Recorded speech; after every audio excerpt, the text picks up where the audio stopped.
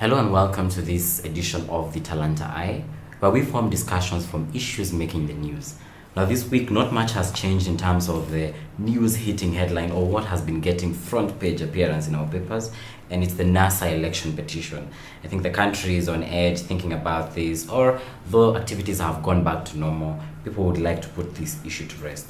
However, it's important to note that the Supreme Court has cautioned anyone against discussing the case or even trying to exert any pressure, whether by way of social media, public rallies, even in your own small groupings, even on WhatsApp. We had WhatsApp admin in Malindi arrested trying to incite people.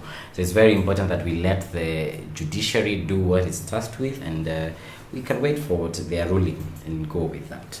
Now, away from politics, I want to start with a story that's dear to me. Whenever the papers or the news hits something to do with talent, the Talanta Eye will give that to you. And there are very warming pictures on the second page of the Daily Nation from the governor swearing in at Bomet. That is Joyce Laboso.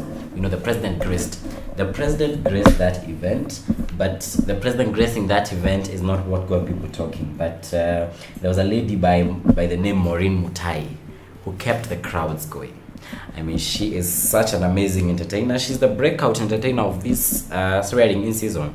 We've seen so many performers, so many artists going to different swearing-in ceremonies for governors, but we've not had a breakout star until Maureen Mutai took the stage. I mean, I hope to see her escalate and take off our airwaves, give us some more music. She's very, very vibrant. She even got the president to forget about the case for a quick minute and give a very, very hearty laugh, which is very good. Moving forward, yesterday we talked about the phasing out of plastics and the ban, and that is still going on. The government is very adamant with that. They are not taking, these times, Kenyans, tumezoea extensions, sana. Even though we are hoping that in today's ruling, there's a ruling today that's expected from a case given by the Kenya Association of Manufacturers, but from all indications, we don't think much is going to change. However, things are starting to take shape, and a lot of details are being discovered as we near the plastic ban, which takes effect on Monday. Yesterday, we said that even the ladies who cover their heads with polythene paper bags when it's raining in town will not be let go. Now, today, the National Environment Management Authority, that is NEMA, Director General Geoffrey Wahungu, said that you will need to also declare the plastic paper bags you have at your home or drop them off at selected drop-off points. Of course, they've said most of them will be at the supermarkets, but they will announce others so that they can be recycled into material that can last longer. So for those of us, for those of you who have been hoarding plastic paper bags, I know I have been doing that, and I know I can't be alone in this. We have been keeping them, hoping that that's our salvation, that we'll carry them and now start getting them for packaging.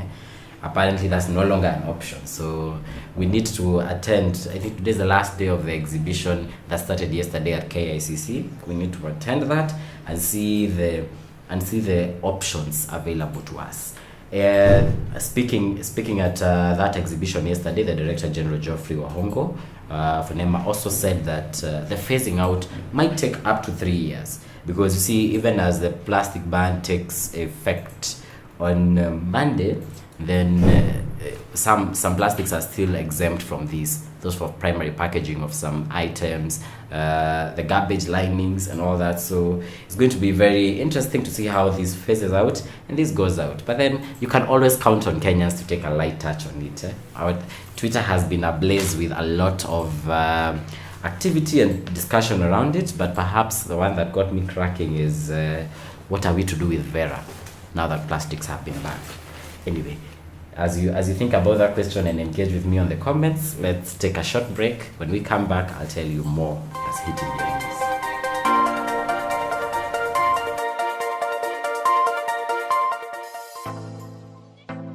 Talanta Institute is the center of excellence, offering practical training in media studies, digital marketing, music studies, DJing, performing arts, hospitality, ICT, and computer studies. For more information, call us on 0734 777778 or visit our website at www.talanta.global. Talanta Institute, unveiling champions. Welcome back to the Talanta Eye. Thank you for staying with me. I'm taking you through the issues that have been making your news. Now, one thing that's coming out clear is that you can take a thespian out of the theater, but even if you thrust them into the politics, they will still carry their theatrics and drama with them. And I think this goes across board. We've had a lot of crossover from different talent areas or careers into politics. Yesterday on Twitter, we had Gathoni Mushomba, that is the Kiambu women rep, who's goes by Gathoni Mushomba, former journalist. And Kiambu, people started collecting signatures to make sure that her swearing in is not right. Now, that's not the only drama. Now, Gathoni is making news, even after being out of journalism. Now, we have the Senator-elect Cleophas Malala of Kakamega, who is taking the drama off stage and into politics. Now, Cleophas came into the limelight in 2013 when he wrote and directed a play by the name Shackles of Doom, which was staged by Butere Girls High School. But what brought him the fame was that the play was banned by the Ministry of Education. And it wasn't until it got a reprieve when activist Okia Matata intervened. But that earned him fame. It was brutally honest. The play was brutally honest, especially in divisive politics, negative ethnicity, and unequal distribution of resources. Now, at the swearing in of the Kakamega Wycliffe Oparanya, he arrived there late and they had not reserved a seat for him. Being one not to relent, he decided to stand, making sure that he's visible in front of the governor until someone found him a seat. Now, what happened is that the county commissioner had to, pave way for him so that he could take a seat at the VIP section at the front. So I think he was warranted to bring such theatrics, because you'd expect at the swearing in of a governor we'd have a reserved seat or a reserved place for the senator-elect. So maybe they were just playing politics, but at least he outwitted them, outplayed them, and decided this was not going to be the day where they humiliate him. Now, on to other issues. Nairobians have really been waiting for the parking fees to go down.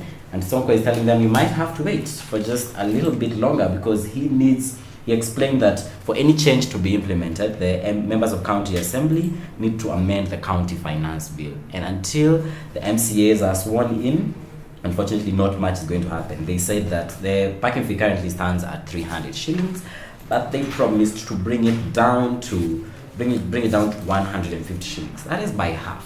And that is very, very important to see how that will play out, because they will start being judged as early as now on the issues that they promised to deliver. Now, let's go over to the sports section, where we can see what matters sports and what's happening. Earlier this week, we talked about Kenya angling to host the African Nations Championships for next year, which will take place between January 12th and February 4th. Now, we are supposed to have officials come to inspect our stadiums on September 7th, and if we are found not to be ready, that will be taken away from us. And they've already found a backup venue to host this in a backup country, which is a place in Morocco. So it's very important that Kenyans, we accelerate this. And yesterday, though it's a bit late, yesterday was when the Sports Kenya administration officially handed over the stadia to the contractor who's working on it to get it ready. Now, they are not only working on Nyayo Stadium, but they're also working on other stadiums where those events will also take place. There will also be championships and tournaments happening there. That is the Kipchoge Keino in Eldoret, the Kenyatta Stadium in Machakos, and the Kinoru Stadium in Meru.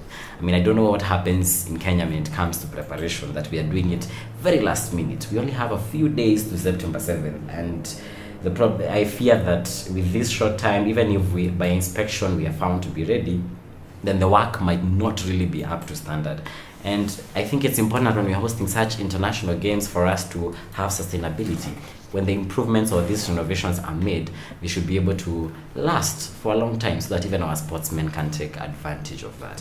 Thank you for joining me on this edition of the Talanta Eye. Please let me know what you think of the stories that we have discussed today on the comment section. Give me let's initiate a conversation on more stories that may have not made it to this edition, or even those things happening around you. Let us know what you think, because your input and perspective is equally as important as anyone else who is looking at the news objectively.